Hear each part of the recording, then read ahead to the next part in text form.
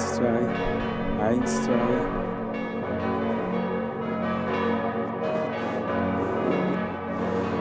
Gesangbuch habe ich keine für genommen und die Lieder kenne ich nicht alle auswendig. Ja.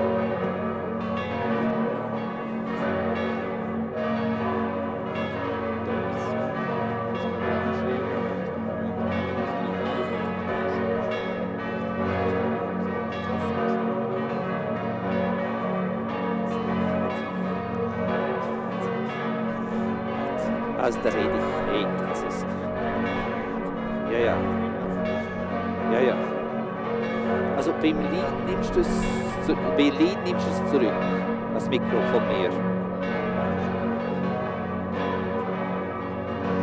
Ja. Okay, nein, es ist gut, das einfach, weil sonst wird es sehr populär, wenn meine Stimme dann zu laut wird beim Singen. Das muss nicht sein. Gut.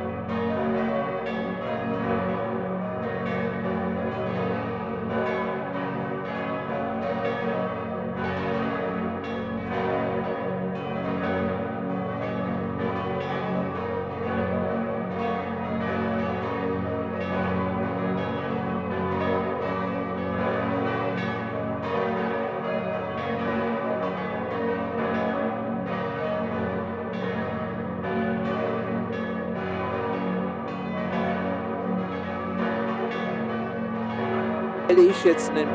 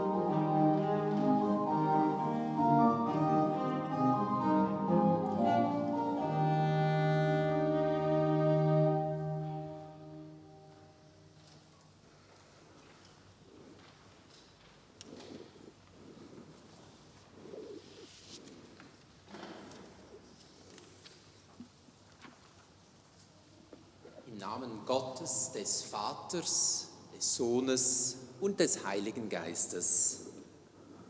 Unsere Hilfe steht im Namen des Herrn, der Himmel und Erde gemacht hat, der Bund und Treue hält ewiglich und nicht fahren lässt das Werk seiner Hände.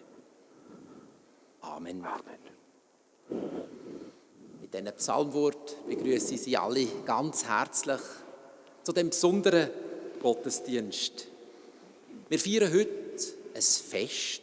Wir freuen uns, dass heute der Pfarrer Arpad Ferenc in sein neues Amt als Pfarrer unserer Kirchengemeinde Zofingen eingeführt wird. Mit seiner Familie wohnt der Arpad Ferenc seit über 2 Wochen schon hier in Zofingen an der hinteren Hauptgasse 17. Und er wird heute quasi durch seinen Vorgänger, den Pfarrer Samuel Dietiker, der noch Dekan im Dekanat Zofingen ist, in sein Amt eingeführt oder, wie man so schön sagt, installiert. Nelly, die Frau vom Arpad, hat sich leider heute entschuldigen müssen. Sie ist auch Pfarrerin für die ungarischsprachigen Reformierten, mehr oder weniger in der ganzen Schweiz. Und sie hat heute einen ökumenischen Gottesdienst in Baden, der seit langer Zeit angesetzt war. Auch entschuldigt haben sich die Pfarrerin Ruth Zimmermann, der Pfarrer Rudi Schmid, Pfarrkollegen von der EMK, der Gunnar Wichers und der Matthias Bünger und der Gemeinderat von Strengelbach. Hingegen darf ich heute unter uns begrüßen die beiden Zofiger Stadträte, den Dominik Gresch und den Lukas Fankhauser und den Kirchenratspräsident von der reformierten Kirche Aargau, den Pfarrer Christoph Weberberg. Schön, dass wir alle miteinander den Gottesdienst feiern können. Musikalisch wird der Gottesdienst bereichert durch den Hans-Jörg Bettig an der Orgel und den Benjamin Heim am Cello. Wir wollen still werden zum Gebet. Guter Gott, wir kommen zu dir, Worten und Taten. Wir möchten zur Ruhe kommen, dir alles hinlegen, was uns in der vergangenen Woche bewegt, umgetrieben, gefreut oder auch mit Sorgen erfüllt hat. Vieles ist gelungen, vieles bleibt unerledigt. Wir haben dich nötig, deine Kraft, deine Hilfe, deine Barmherzigkeit. Mit dir können wir immer wieder neu anfangen. Sei auch jetzt bei uns, beim Neuanfang in unserer Kirchgemeinde. Sei du bei Familie Ferenc, dass sie sich bald zurechtfinden und heimisch fühlen am neuen Wohnort. Leite unsere Kirchgemeinde, unsere Stadt, unser Land, die ganze Welt. Sei du bei uns mit deinem Geist des Friedens, der Liebe und der Hoffnung. Amen. Ich lobe meinen Gott. Singen wir das Lied Nummer 8. Wir singen es zuerst auf Deutsch und nachher noch einmal auf Französisch.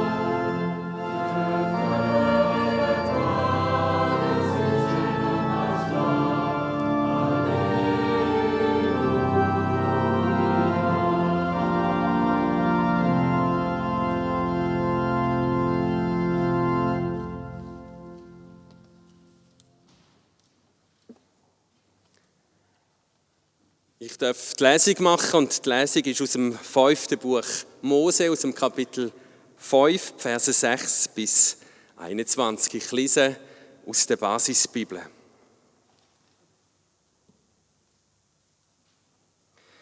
Das aber sagte er: Ich bin der Herr, dein Gott. Ich habe dich aus dem Land Ägypten geführt, aus dem Leben in der Sklaverei. Du sollst neben mir keine anderen Götter haben. Du sollst dir kein Bild von Gott machen. Nichts, was im Himmel und auf der Erde ist und im Wasser unter der Erde, kann ihn darstellen. Du sollst keine anderen Götter anbeten und verehren.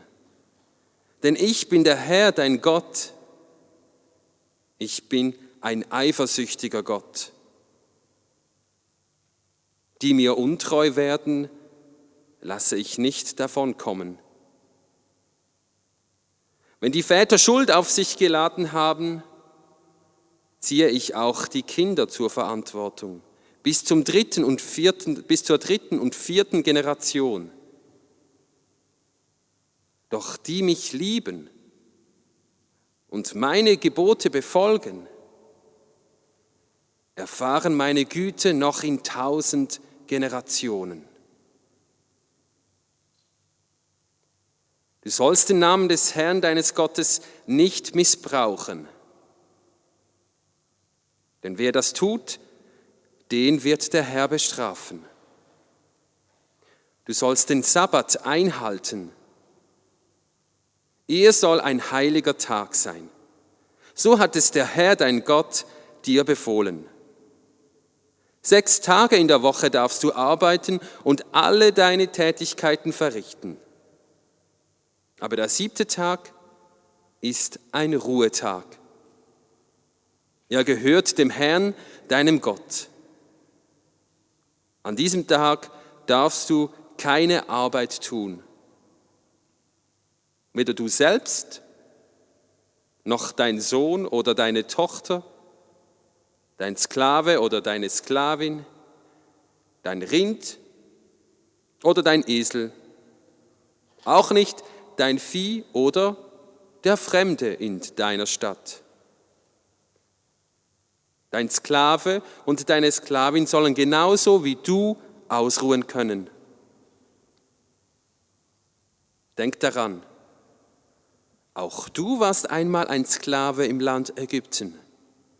Aber der Herr, dein Gott, hat dich von dort herausgeführt. Mit starker Hand und machtvoll ausgestrecktem Arm. Deshalb hat der Herr, dein Gott, dir befohlen, den Sabbat als Ruhetag zu gestalten. Du sollst deinen Vater und deine Mutter ehren und für sie sorgen. So hat es der Herr, dein Gott, dir befohlen. Dann wirst du lange und gut leben in dem Land, das der Herr, dein Gott, dir geben wird. Du sollst nicht töten. Du sollst nicht Ehe brechen. Du sollst nicht stehlen. Du sollst nichts Falsches über deinen Nächsten sagen. Du sollst nicht die Frau eines anderen begehren. Du sollst nichts für dich haben wollen, was deinem Nächsten gehört.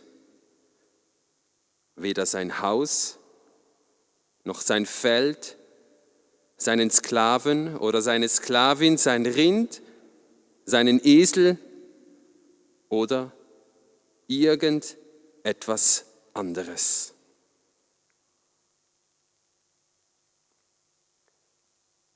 Das war die Lesung und jetzt dürfen wir miteinander das nächste Lied singen.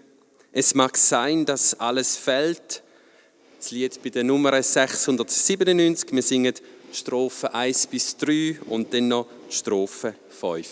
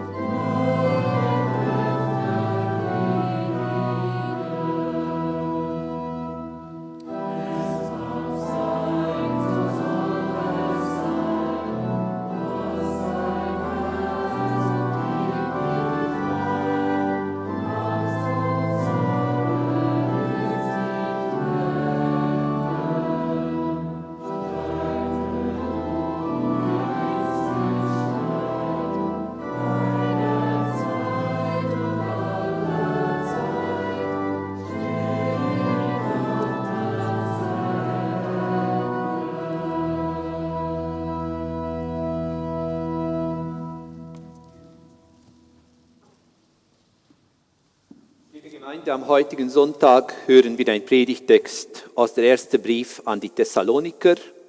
Aus dem 5. Kapitel hören wir die Verse 21 bis 24. Ich lese Ihnen den Bibeltext aus der Zürcher Übersetzung vor. Prüfet aber alles, das Gute behaltet, meidet das Böse in jeder Gestalt. Er aber, der Gott des Friedens, heilige euch durch und durch, Geist, Seele und Leib, mögen euch unversehrt und untadelig erhalten bleiben, bis zur Ankunft unseres Herrn Jesus Christus. Treu ist er, der euch ruft, er wird es auch tun. Soweit das Wort des Herrn. Der Herr segne sein Wort an uns. Liebe Gemeinde, im heutigen Festgottesdienst haben wir einen Predigtext aus dem ersten Brief an die Thessaloniker gehört, in dem der Verfasser des Briefes einiges, und zwar Grundlegendes, nochmal zusammenfasst. Es geht darum, dass sich die Gemeinde nicht von den Möglichkeiten im Leben abgrenzen, sondern die Möglichkeiten mit klarem Verstand abwägen soll. Als ich mich entschlossen habe, diesen Text als Predigtext für den heutigen Sonntag zu wählen, dachte ich mir, dass diese Aufforderung auch für eine heutige Gemeinde aktuell sein kann. Die Zeiten ändern sich. Die Kirche und damit die diversen Kirchgemeinden müssen sich den Änderungen stellen. Was aber ist notwendig? Wie weit sollte man gehen? Und wo und wann muss man die Bremse ziehen? In den heutigen Gottesdienst haben wir als Schriftlesung die 10 Gebote gehört. Es ist ein klarer Text, apodiktisches, bestimmtes Recht, welches klare Grenzen im Leben setzt. Viele Menschen sehnen sich danach, endlich klare, endlich eindeutige Regeln zu haben und zu wissen, sofern man diese Regeln folgt, da sind wir auf der sicheren Seite.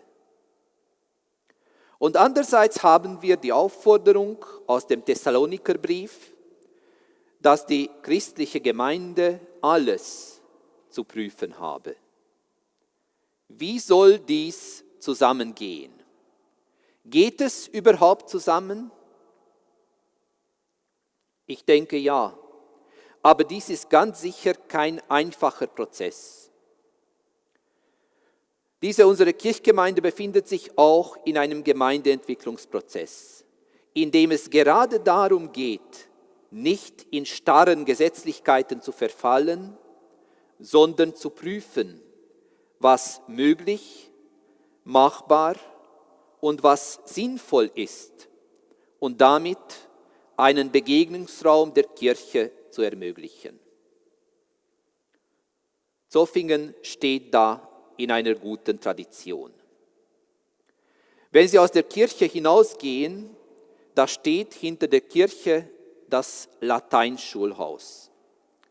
Und ich weiß nicht, wie viele von Ihnen schon gemerkt haben, dass über dem Seiteneingang des Gebäudes eine unscheinbare hebräische Inschrift steht.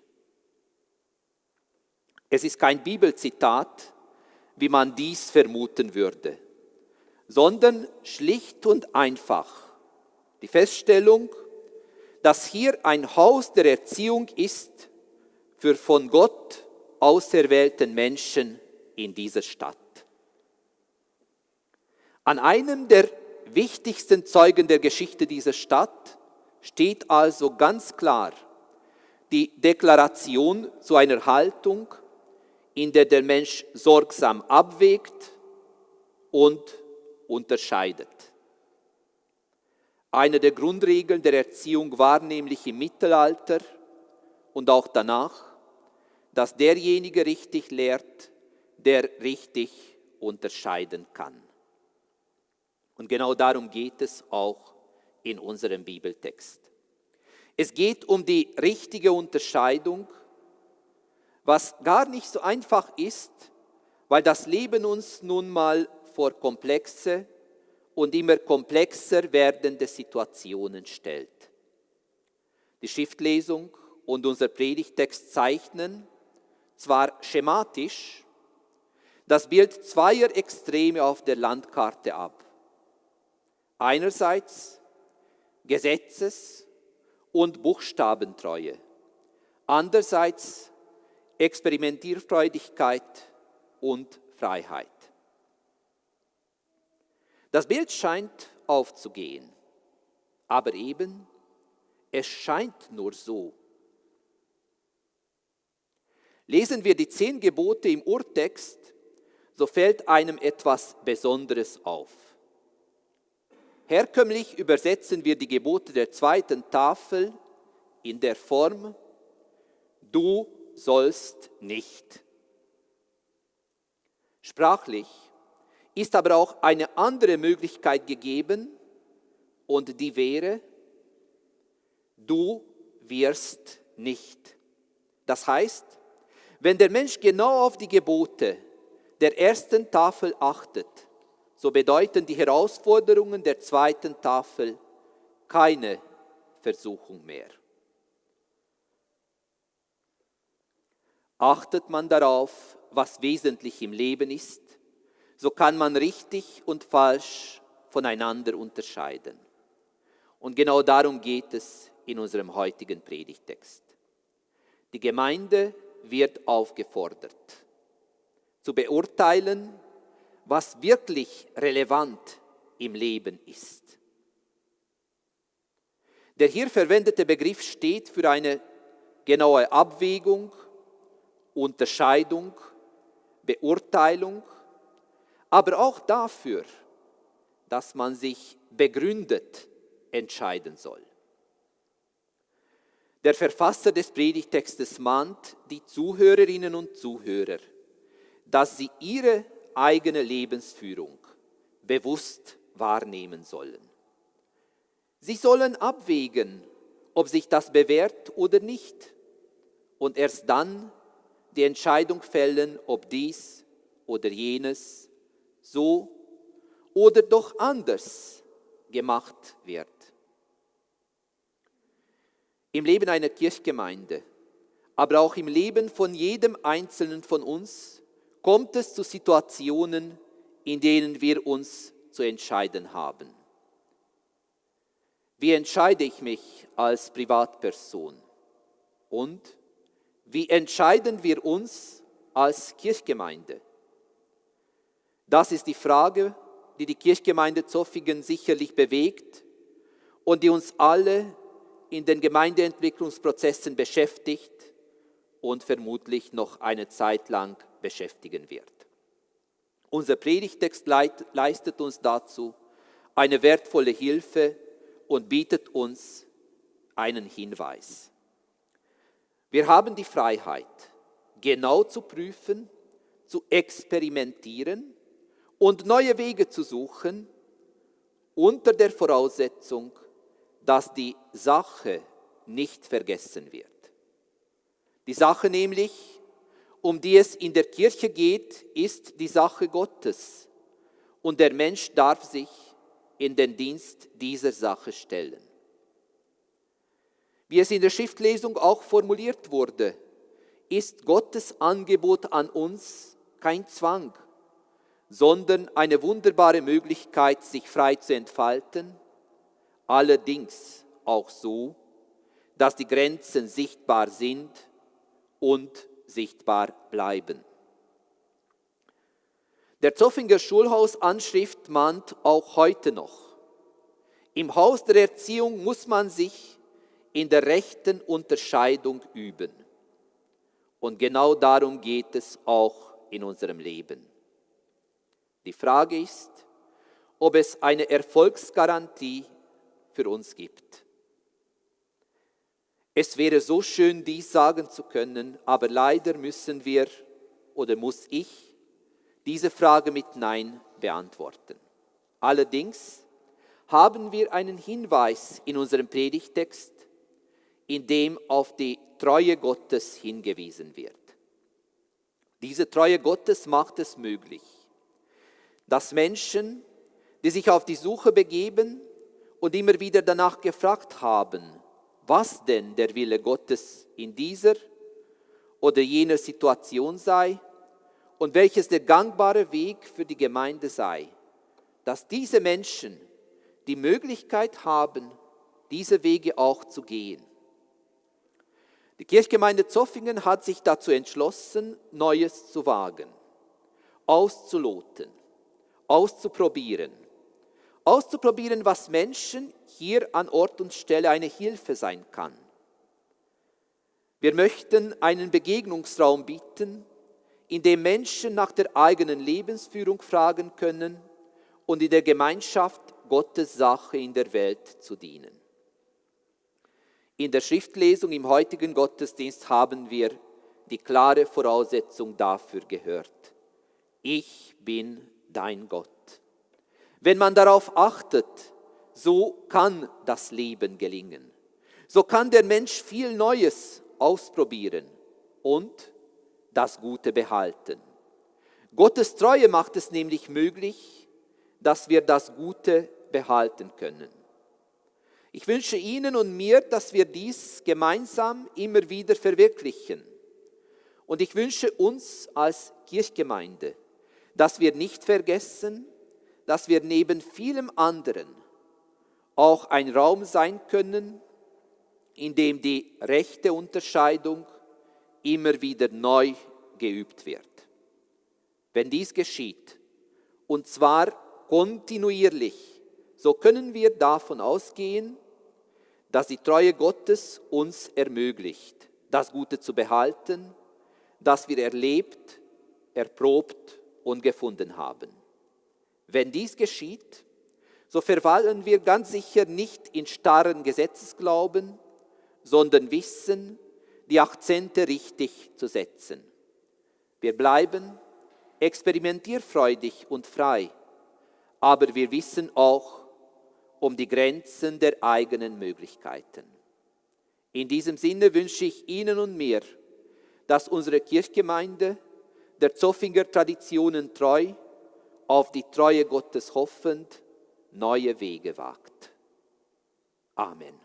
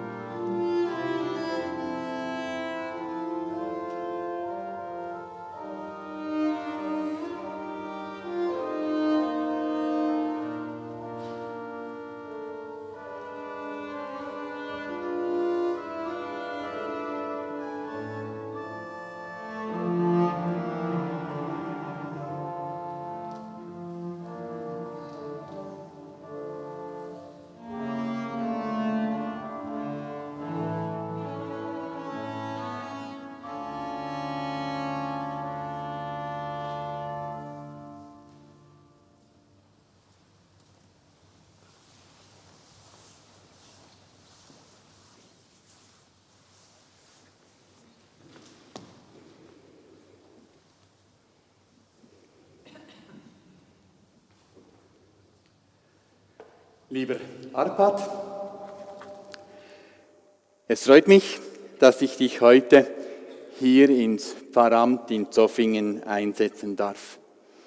Ich bin ja dein Vorgänger und zugleich auch dein jetziges und zukünftiges Gemeindeglied. Die Einsetzung, die mache ich allerdings in meiner Aufgabe der Dekanatsleitung, die ich in diesem Jahr noch ausübe. Du hast in deiner Predigt Worte der Bibel ausgelegt. Die großen Worte der 10 Gebote und Worte aus dem ältesten Brief des Apostels Paulus, dem Brief an die Gemeinde in Thessaloniki.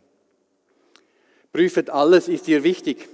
Du nimmst es genau, du willst die Worte verstehen und du hast auch Worte erklärt. Ich habe schon oft gestutzt und Bet konnte ich lesen da bei der Bibliothek, aber den ganzen Sinn dieser hebräischen Buchstaben habe ich nie erfasst. Du hast mich da jetzt gelehrt.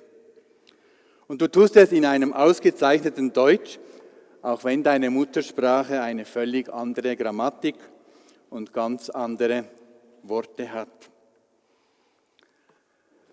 Am vergangenen Dienstag, da wäre die Aargauer Schriftstellerin Erika Burkhardt 100 Jahre alt geworden.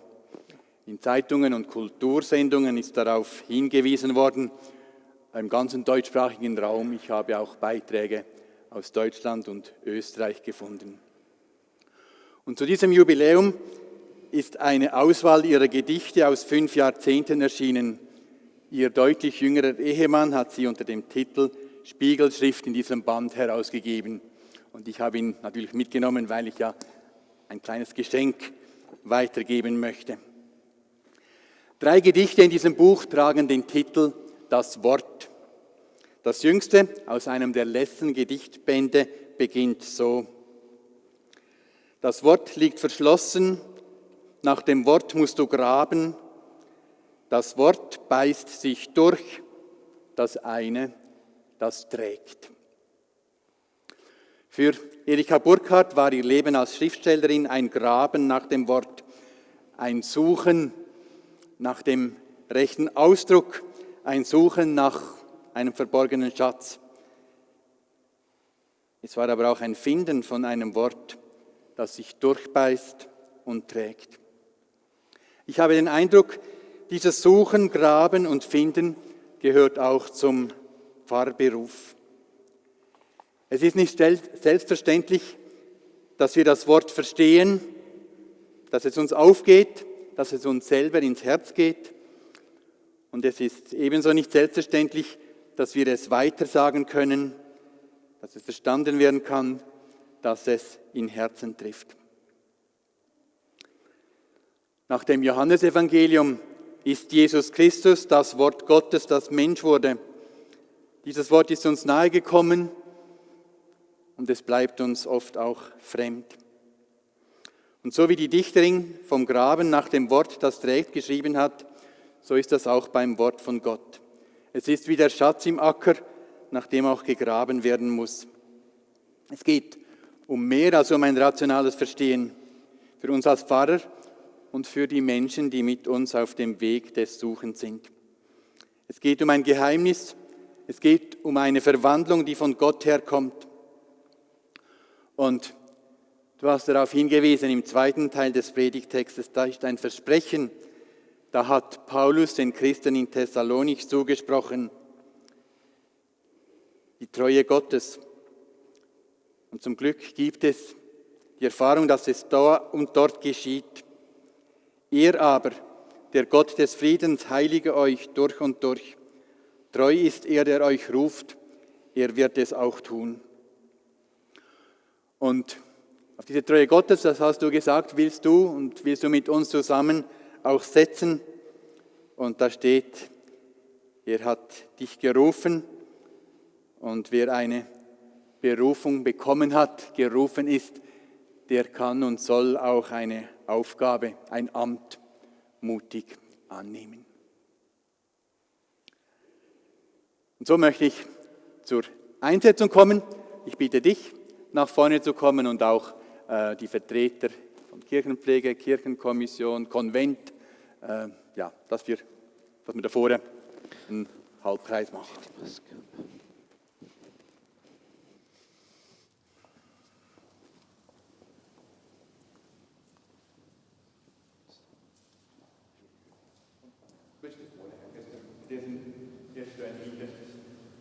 Arpat und um ihn herum.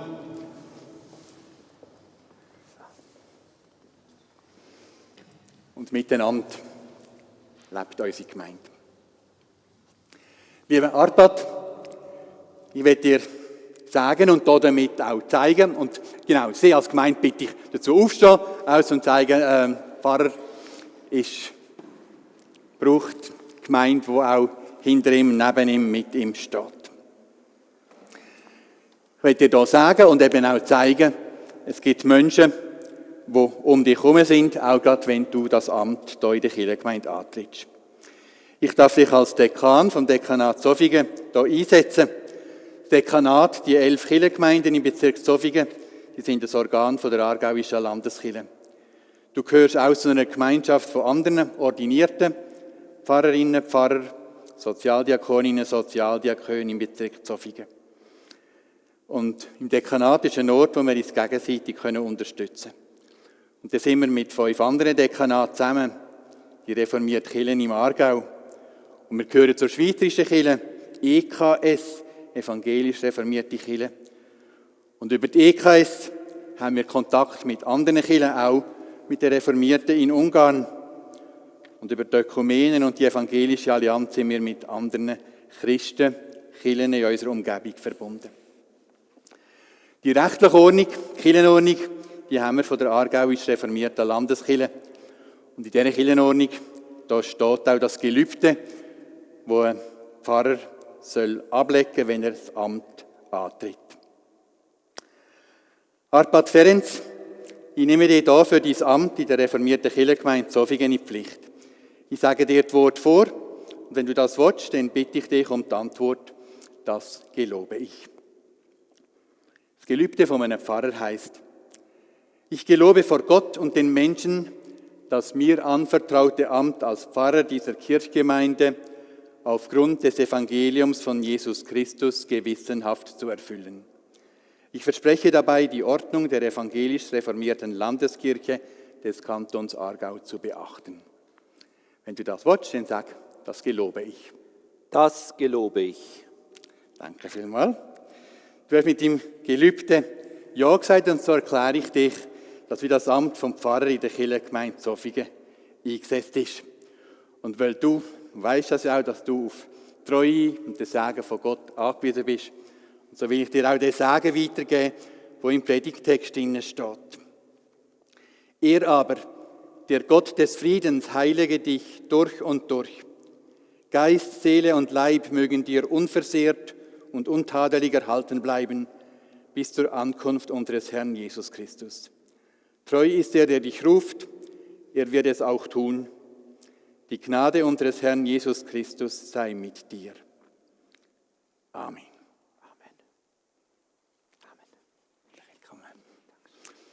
Und wir können vielleicht gerade stehen bleiben zum Lied Christus dein Licht, Nummer 169, Deutsch, Französisch und Deutsch.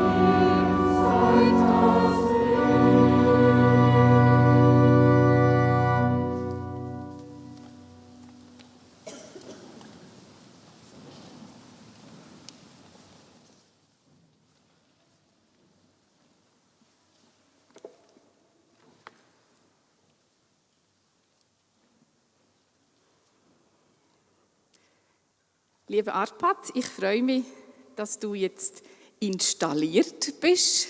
Das ist zwar immer wieder ein sehr lustiges Wort, aber dass wir dich jetzt wirklich ganz offiziell begrüßen und dein Amt jetzt eigentlich offiziell startet bei uns.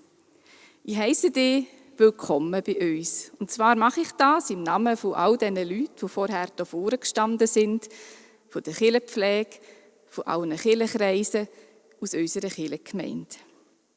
Und deinen Mitarbeitern natürlich auch. Genau.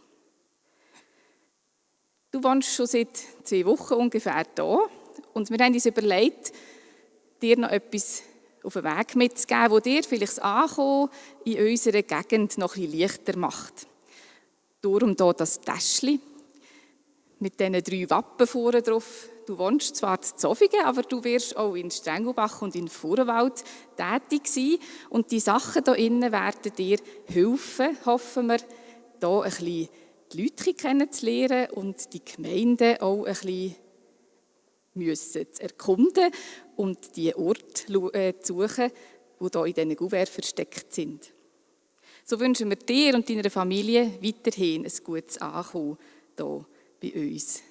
Besonders auch gerade jetzt oder morgen, wo auch für die Kinder wieder ein neuer Abschnitt anfängt, wo sie in die Schule gehen müssen. Ich denke, das ist auch nochmal so ein Schritt, um hier Wurzeln zu schlagen. Ich wünsche dir Gottes Segen in deinem Amt bei uns. Und als ich mir überlegt habe, was ich sagen soll, habe ich den Ablauf bekommen und gesehen, dass wir das Lied singen, das wir vorher gerade gesungen haben. Das heisst, Christus, dein Licht erstrahlt auf der Erde. Und du sagst uns, auch ihr seid das Licht. Und ich möchte dir danken, dass du auch in unserer Kirchengemeinde wirst Licht sein. Alles Gute für dich und deine Familie hier in Zofingen.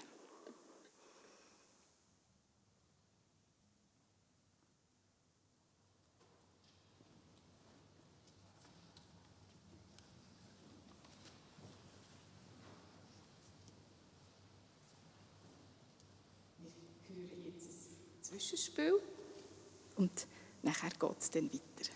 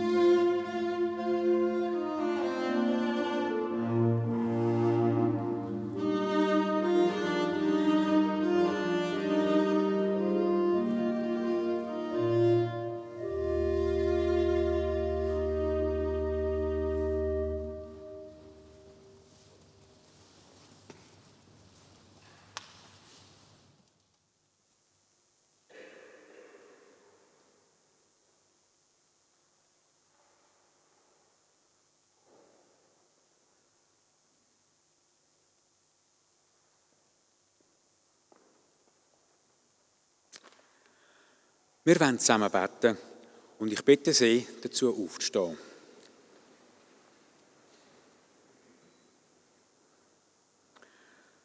Gott, Quelle des Lebens, wie reich ist dein Wort und wie lebendig deine Wahrheit. Dein Wort und deine Wahrheit geben uns Anleitung für das Leben. Und trotzdem fordert es uns heraus, das Richtige vom Falschen zu unterscheiden. Schenk uns Erkenntnis, damit wir deinem Wort und deiner Wahrheit Raum geben und sie sich in unserem Leben entfalten können.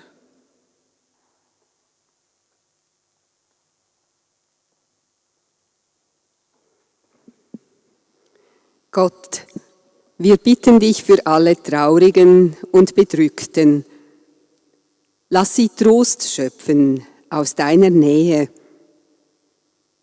Wir bitten dich für alle, denen ihre Welt zusammenbricht durch Gewalt, Krankheit, schmerzhafte Abschiede. Lass sie Hilfe und Beistand erfahren von dir und von Menschen, die mit ihnen sind.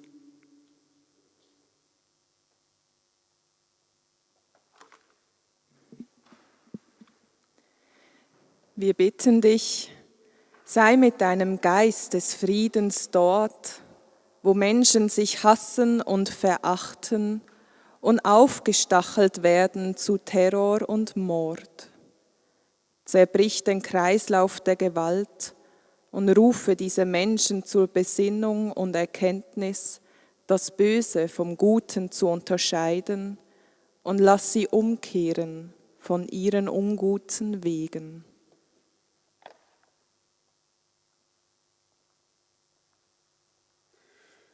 Wir danken dir, Gott, für die Zusage deiner Treue. Wir bitten dich auch für uns. Gib uns die Gelassenheit, Dinge hinzunehmen, die wir nicht ändern können. Und den Mut, Dinge zu ändern, die wir ändern können. Und die Weisheit, das eine vom anderen zu unterscheiden. Und schenk uns, dass dein Reich unter uns anbricht.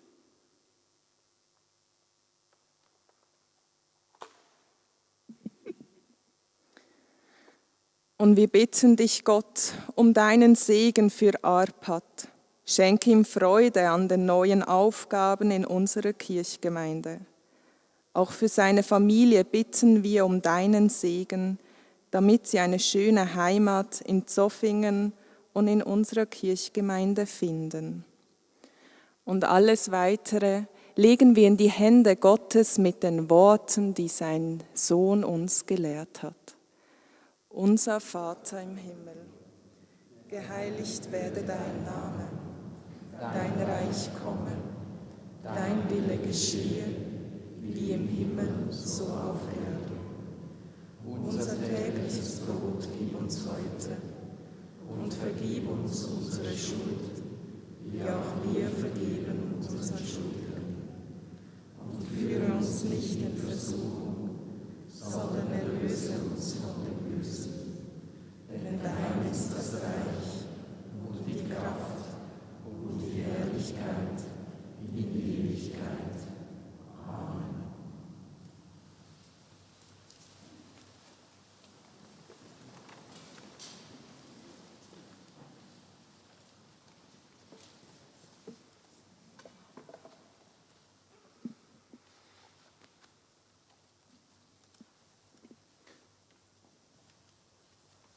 In der vergangenen Woche haben wir Abschied nehmen müssen von einigen Gemeindegliedern. Von Max Wirz, Ehemann von Susanne Wirz, geborene Bolliger, wohnhaft gewesen auf dem Bottenstein 5 oberhalb von Bottenwil, gestorben in seinem 77. Lebensjahr.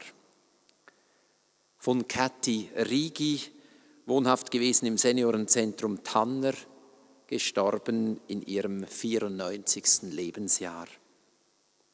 Von Otto Niefenegger, wohnhaft gewesen im Lerchenweg 1 hier in Zofingen, gestorben in seinem 90. Lebensjahr. Er wurde bestattet in Sörenberg.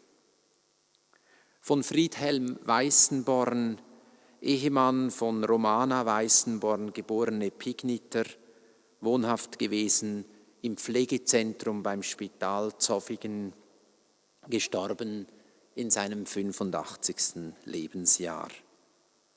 Von Frieda Basler, geborene Klein, wohnhaft gewesen im Alterszentrum Tanner, gestorben kurz vor ihrem 100. Geburtstag.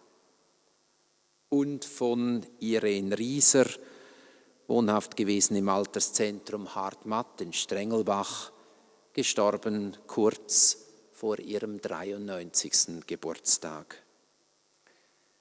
Jesus Christus spricht: Ich lebe und auch ihr sollt leben. Gott, wir bitten dich um deinen Frieden für die Verstorbenen, um deinen Trost für alle Trauernden und Hinterbliebenen, um Dankbarkeit für alles Gute und für die gemeinsamen Wege und um Hoffnung in allem, was kommt. Amen.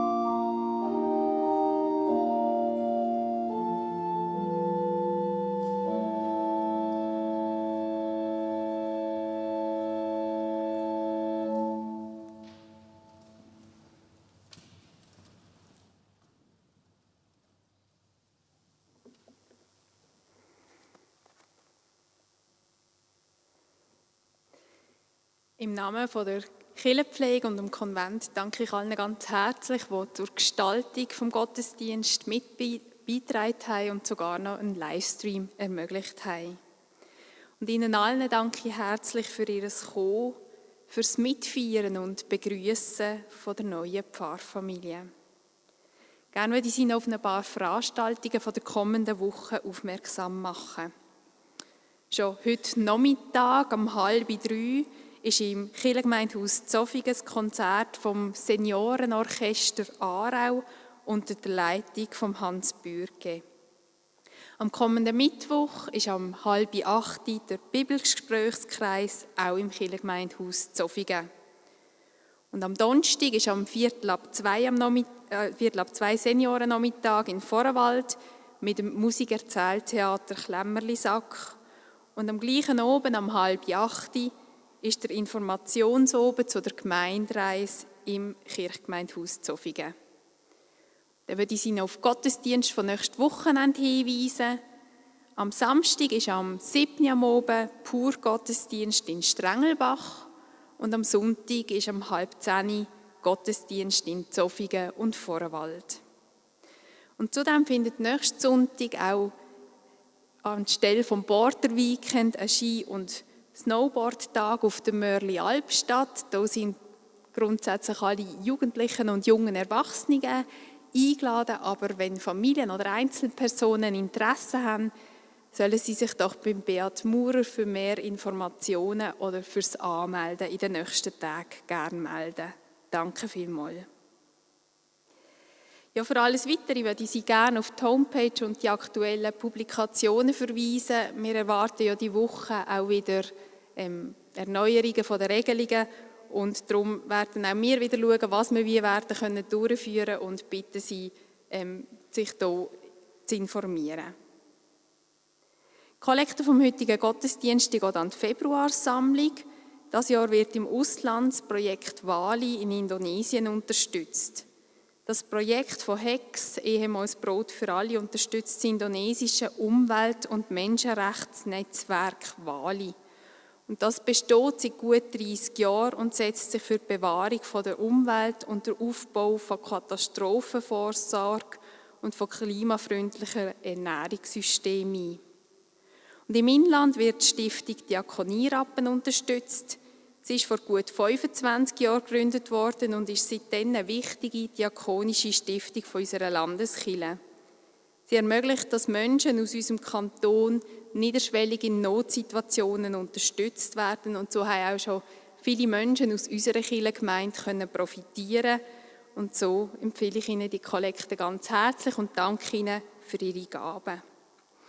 Ja, und weil wir leider den ursprünglich geplanten Apero im Anschluss von dem Gottesdienst nicht durchführen können, werden wir nach dem Ausgangsspiel das Grußwort, das noch Sie hier in den Kirchenraum geben. Und darum werden wir die Kollekte während dem Ausgangsspiel schon mit Körbchen einsammeln und bitten Sie, nach dem Ausgangsspiel noch sitzen bleiben für die Grußworte. Und weil wir den Apero nicht durchführen können, werden Sie am Ausgang noch etwas Kleines mit auf den Weg bekommen, das Ihnen der Arpad Ferenc wird mitgeben. Jetzt wollen wir noch gemeinsam das Segenslied singen und um ein Segen bitten. Wir singen das Lied «Du bist der Weg, Herr», 703, Strophen 1-3. Und ich bitte Sie, wenn möglich, zu diesem Lied und zum Segen aufzustehen und dann, wie gesagt, zum Ausgangsspiel und dem Grußwort nochmal Platz zu nehmen.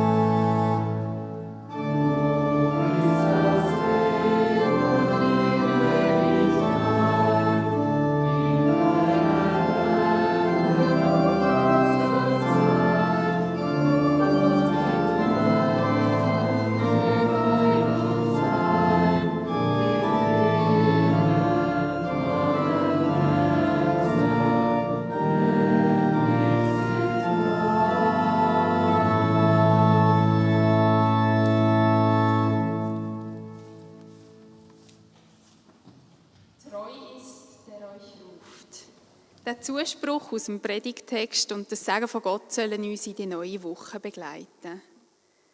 Gott segne und behüte dich. Gott lasse sein Angesicht leuchten über dir und sei dir gnädig. Gott erhebe sein Angesicht auf dich und gebe dir Frieden. Amen.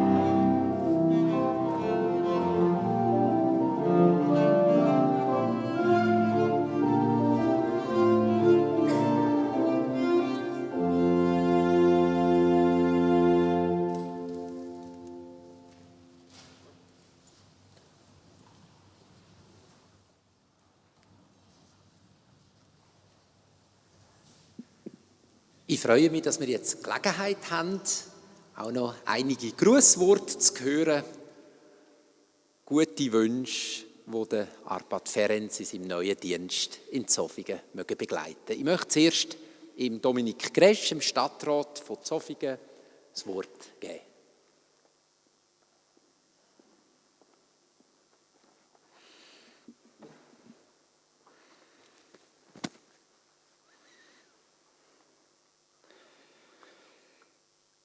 Sehr geehrter Herr Ferenc, liebe Kirchengemeinde, geschätzte Damen und Herren.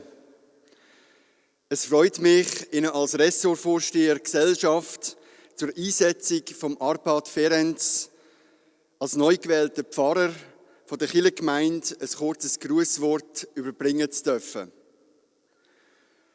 Als erstes gratuliere ich Ihnen, Herr Ferenc, im Namen vom Stadtrat zur Wahl in das wichtige Amt und heisse Sie und Ihre Familie herzlich willkommen in unserer schönen und zentral gelegenen Stadt.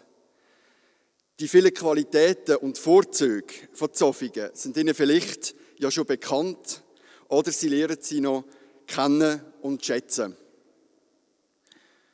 Am heutigen Gottesdienst geht es aber weniger um Zofingen, sondern um Sie und Ihr neues Amt. Für die Vorbereitung habe ich selbstverständlich versucht, mich über Sie und Ihren Werdegang zu informieren. So habe ich erfahren, dass Sie einen Teil von Ihrer theologischen Ausbildung in der Schweiz absolviert haben und dass Sie wertvolle Erfahrung als Gemeindepfarrer mitbringen. Besonders aufgefallen ist mir Ihre Dissertation über den Einfluss von der Theologie von Karl Barth auf die reformierte Kirche von Rumänien. Dort geben Sie zuerst einen breiten Überblick über die Geschichte von Siebenbürgen und die reformierte Kirche dort.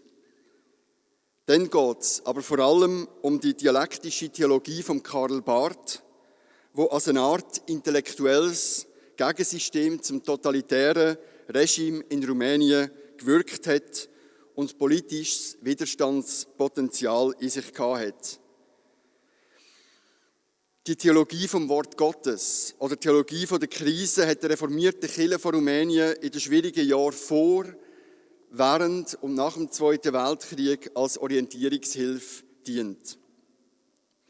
Der Begründer, der Karl Barth, ist einer der einflussreichsten evangelischen Theologen vom 20. Jahrhundert. Er war überzeugt, dass das Handeln von Gott und die menschliche Tätigkeit strikt zu trennen sind. Er hat zum Widerstand gegen den Nationalsozialismus angestiftet und hat die Völker im Kalten Krieg versöhnt. Und die Versöhnung zwischen Ost und West ist mit Blick auf die Ukraine-Krise leider so aktuell wie schon lange nicht mehr. Neben dieser internationalen Dimension gibt es beim Karl Barth aber auch einen starken regionalen Bezug. Er war Mitglied der Studentenverbindung Zofingia und am Anfang seiner Karriere war er 10 Jahre als Pfarrer in Savenwil tätig gewesen. Folglich bewegen Sie sich, Herr Ferenc, mit Ihrem Wechsel von Auenstein nach Zofingen quasi auf seine Spuren. Außerdem habe ich erfahren, dass Sie an Ihrer vorherigen Wirkungsstätte traditionelle Anlässe wie Wald- und Badegottesdienst wieder aktiviert haben. Da erlaube ich mir gerne den Hinweis, dass es auch in Zofingen schöne Wälder und eine tolle Bade gibt. In einem Interview haben Sie, Herr Ferenc, einmal gesagt, dass Sie gerne Bewährtes weiterführen, Neues aushecken und erproben und das Evangelium dort verkünden, wo es immer auf offene Ohren stößt. Auch in der heutigen Predigt haben Sie sich ähnlich geäussert. Die Verbindung von Tradition und Innovation hat sich auch Zofingen auf die Fahne geschrieben.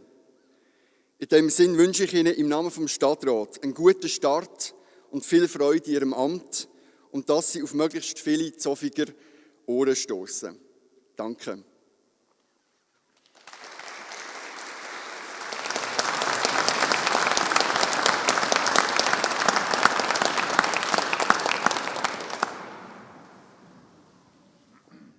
Ganz herzlichen Dank, Dominik Gresch, für die eindrücklichen Worte. Jetzt darf ich dem Kirchenratspräsident Christoph Weber-Berg das Wort geben.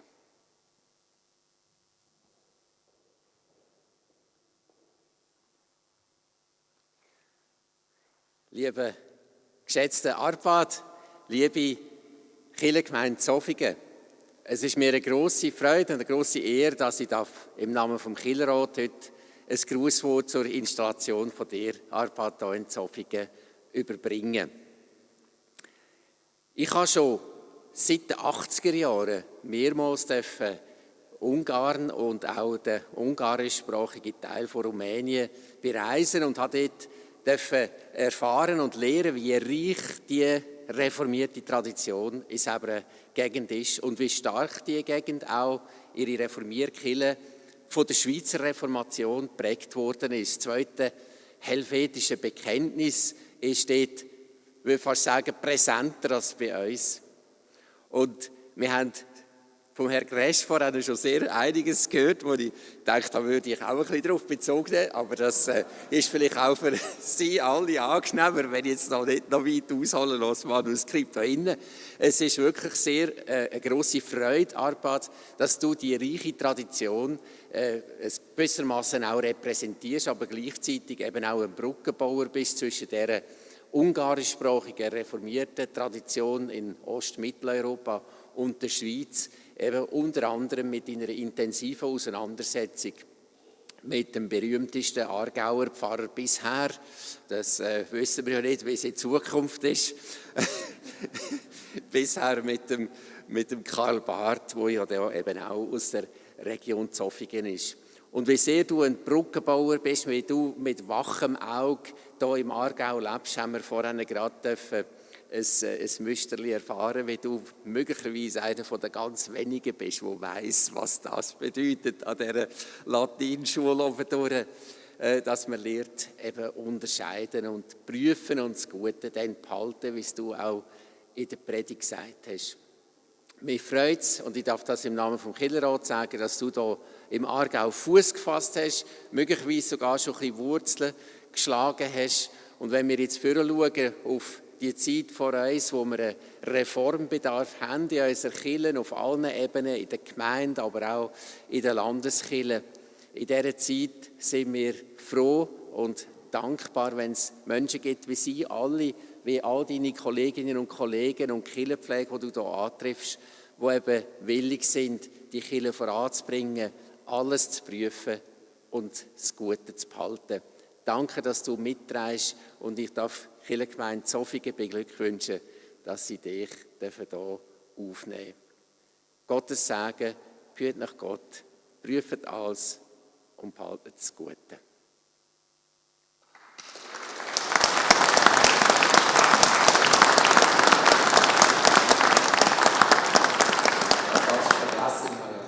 Mitgebracht. Ich hatte auch den Erika Burkhardt Reflex gehabt, aber es ist zum Glück ein anderes Buch. Es ist das Buch, wo verschiedene Schriftstellerinnen und Schriftsteller und Literaturkritikerinnen und Kritiker auch über die Erika Burkhardt schreiben.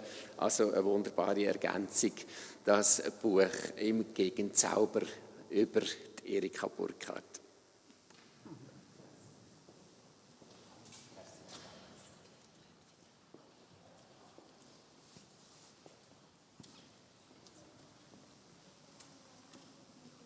Der Arpad hat ein grosses Pfarrhaus, hat schon eine grosse Bibliothek, aber es ist schön, wenn sich die noch ein bisschen ergänzt. Und vielleicht ergänzt sich noch weiter durch weitere Grußworte. Das sind einfach die zwei, die angemeldet waren. Gibt es noch jemanden unter Ihnen, der noch etwas sagen will? Wenn das nicht der Fall ist, möchte ich Ihnen allen ganz, ganz herzlich danken, dass Sie gekommen sind. Wie gesagt, Sie bekommen anschliessend einen kleinen Apero to go. Warten Sie noch kurz einen Moment, bis wir das aufbauen haben. Beim Ausgang bekommen Sie das. Einen gesegneten Sonntag, alles Gute, auf Wiedersehen miteinander.